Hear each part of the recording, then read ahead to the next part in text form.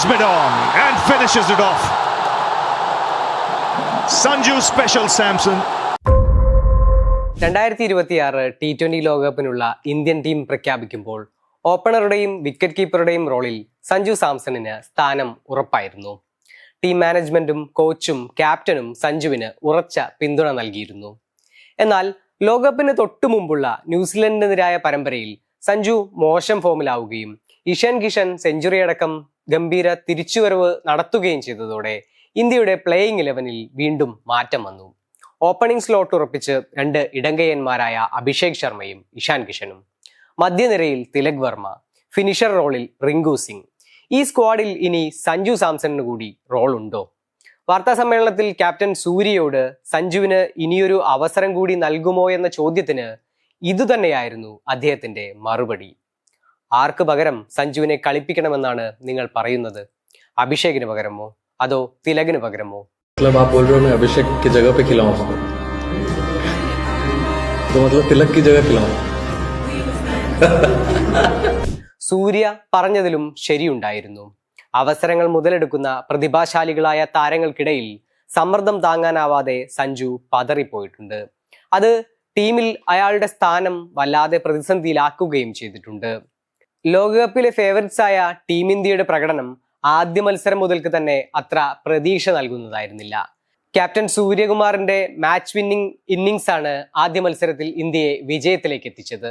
പാകിസ്ഥാനെതിരെ കിഷൻ, ദുബെ, വരുൺ, പാണ്ഡ്യ, ബുംറ തുടങ്ങിയവരുടെ പ്രകടനം.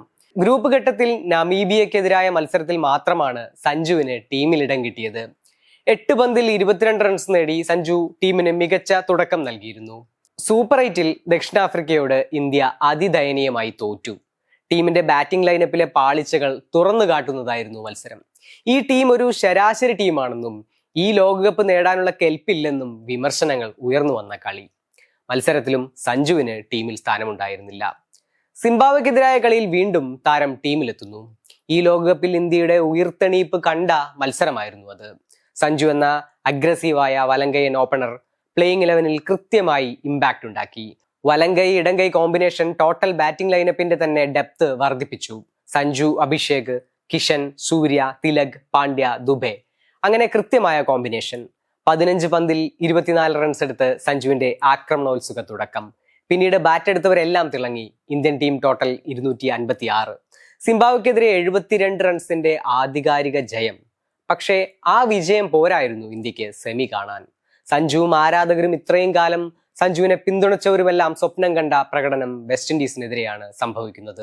അതിനിർണായക മത്സരത്തിൽ സഞ്ജു ഇന്ത്യയെ ഒറ്റയ്ക്ക് തോളിലേറ്റി. 50 പന്തിൽ നിന്ന് 97 റൺസുമായി സെൽഫ്ലെസ് പ്രകടനം. 12 ഫോറുകളും 4 സിക്സറുകളും പറത്തിയ ഇന്നിങ്സ്. രോഹിത്തിനെ പോലെ തുടങ്ങി കോഹ്ലിയെ പോലെ ക്രീസിൽ നിലയുറപ്പിച്ച് ധോണിയെ പോലെ ഫിനിഷ് ചെയ്ത പ്രകടനം. താൻ സെഞ്ചുറി നേടുക എന്നതൊന്നും അയാൾക്കൊരു പ്രശ്നമേയല്ല. കാരണം അയാളൊരു അസാധ്യ ടീം പ്ലെയറാണ്. സെമിയിൽ ഇംഗ്ലണ്ടിനെതിരെയും കണ്ടു സഞ്ജുവിന്റെ തുടർച്ച. 7 സിക്സറുകളും 8 ഫോറുകളും അടക്കം 42 പന്തിൽ നിന്ന് 89 റൺസുമായി സഞ്ജു ടീം ഇന്ത്യയുടെ ടോപ്പ് സ്കോറർ. ജസ്പ്രീത് ബുംറ എന്ന വൺസ് ഇൻ എ ജനറേഷൻ പ്ലെയറുടെ ഗംഭീരമായ സ്പെൽ മത്സരം ഇന്ത്യയുടേതാക്കി. തുടർച്ചയായ 2ാം മത്സരത്തിലും Sanju man of the match. തന്നേക്കാൾ ഇത് അർഹിക്കുന്നത് ബുംറയാണെന്ന് പറഞ്ഞ് ക്രിക്കറ്റിലെ സ്പോർട്സ്മാൻ സ്പിരിറ്റിനെ കൂടി മറ്റൊരു തലത്തിലേക്ക് ഉയർത്തി സഞ്ജു. എന്നെ ടീമിൽ ഉൾപ്പെടുത്താത്തതിന് ക്യാപ്റ്റനെയോ കോച്ചിനെയോ കുറ്റം പറയുന്നതിൽ കാര്യമില്ല. ഞാൻ ടീമിൽ ആവശ്യകതയാണെന്ന്, ഞാനില്ലാതെ കളിക്കാൻ പറ്റില്ലെന്ന് അവർക്ക് തോന്നണം. സഞ്ജു തന്നെ മുൻപൊരിക്കൽ പറഞ്ഞ കാര്യം ഒടുവിൽ സംഭവിച്ചിരിക്കുകയാണ്. 2015-ൽ ടീം ഇന്ത്യക്കായി അരങ്ങേറിയ ബാറ്റർ 11 വർഷത്തിനിപ്പുറത്ത് ടീമിന്റെ അവിഭാജ്യ ഘടകമായി മാറുന്നു. ഒപ്പം ഒരു ലോകകപ്പിലെ പ്ലെയർ ഓഫ് ദി ടൂർണമെന്റ് പുരസ്കാരത്തിനുള്ള സാധ്യതാ പട്ടികയിൽ മുന്നിലും നിൽക്കുന്നു. ആകെ 8 കളിക്കാരാണ് ഈ പട്ടികയിലുള്ളത്.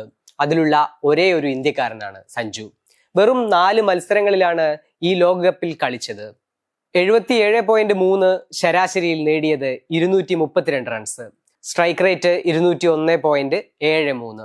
അവസാന സൂപ്പർ 8 മത്സരത്തിലും സെമി ഫൈനലിലും അടക്കം തുടർച്ചയായി 2 മത്സരങ്ങളിൽ മാൻ ഓഫ് ദി മാച്ച്. ഇന്ത്യയെ ഫൈനലിൽ എത്തിച്ച താരം. ഇനി കാണേണ്ടത് ഫൈനലിൽ ഒരു ഗംഭീര ഇന്നിംഗ്സ് ആണ്. ഇതേ പട്ടികയിലുള്ള ഫൈനൽ കളിക്കുന്ന New Zealand wicket keeper batter Tim Seifert 8 മത്സരങ്ങളിൽ നിന്ന് നേടിയത് 274 റൺസ്, ശരാശരി 45.66. Strike rate 161.17. സഞ്ജു കളിച്ചതിന്റെ ഇരട്ടിയോളം മത്സരങ്ങൾ കളിച്ചവരാണ് ഈ പട്ടികയിൽ ഭൂരിപക്ഷം പേരുമെന്നതാണ് രസകരമായ കാര്യം.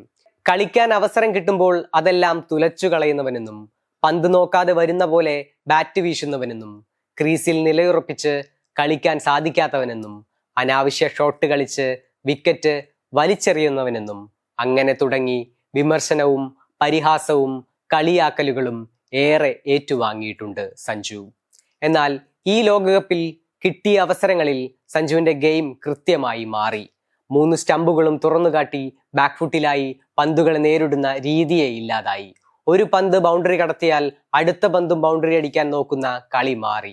ടീമിന് ആവശ്യമെന്ന് തോന്നുന്ന ഘട്ടങ്ങളിൽ സ്കോറിംഗ് വേഗം കൂട്ടി. സിംഗിൾ എടുത്ത് സ്ട്രൈക്ക് റൊട്ടേറ്റ് ചെയ്തു. സഞ്ജുവിന് ടീമിനെയും സഞ്ജു ടീമിനും നിർണായകമായ ലോകകപ്പാണിത്. യഥാർത്ഥത്തിൽ തന്റെ കളിയിലൊന്നും സഞ്ജു വലിയ മാറ്റമൊന്നും വരുത്തിയിട്ടില്ല. അയാളുടെ ആത്മവിശ്വാസമാണ് വർദ്ധിച്ചത്. വിൻഡീസിനെതിരായ മത്സരത്തിന് ശേഷം തന്റെ തൊപ്പിയൂരി സഞ്ജുവിനെ അഭിനന്ദിച്ച സൂര്യയും, ഡഗൌട്ടിലിരുന്ന് ആവേശം കൊണ്ട കോച്ച് ഗൗതം ഗംഭീറും, ഒപ്പം ടീം മാനേജ്മെന്റും സഹകളിക്കാരും നൽകിയ ആത്മവിശ്വാസത്തിന്റെ പ്രതിഫലനമാണ് സഞ്ജുവിന്റെ കളി മാറ്റിയത്. ടീമിലെ സ്ഥാനത്തിന് വേണ്ടിയുള്ള സമ്മർദ്ദത്തിലായി ഇനി ക്രീസിൽ നിൽക്കേണ്ട ഗതികേടില്ലെന്ന് അയാൾക്ക് ബോധ്യപ്പെട്ടിരിക്കുന്നു. ആ ആത്മവിശ്വാസമാണ് ഇത്രയും കാം ആൻഡ് കമ്പോസ്റ്റ് സഞ്ജുവിനെ നമുക്ക് സമ്മാനിച്ചിരിക്കുന്നത്. അത് ഏറ്റവും നന്നായി ഭംഗിയായി ഫിനിഷ് ചെയ്യുന്ന നിമിഷത്തിനാണ് ഇനി നമ്മുടെ കാത്തിരിപ്പ്.